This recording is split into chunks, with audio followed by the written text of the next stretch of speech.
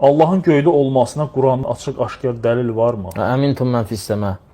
Səmada olana iman etmirsinizmi?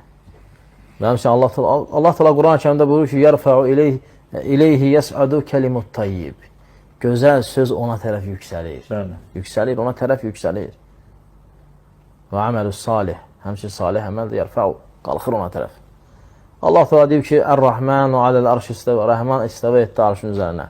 İsteva alə kərfu cəri ilə gələndə mütləq ucalıqdan başqa heç nəyə dəlalət eləmir. Bəli. Allah Teala ərşin üzərində isteva edir və Allah ucadır. Allah hər şeydən ucadır və Allah göydə səmadadır. Necə Cariyə hədisində Peyğəmbər sallallahu aleyhi ve sellem soruşur ki, Allah hardadır? Deyir, səmada. Peyğəmbər sallallahu aleyhi ve sellem demir, yox, deyən, səmada yer verdin ona, məkan verdin. Ora yerləşməz Allah, Allah böyüdür. Və s. Dedi ki, Allah səmada təsdiq edir, mömin qadındır o.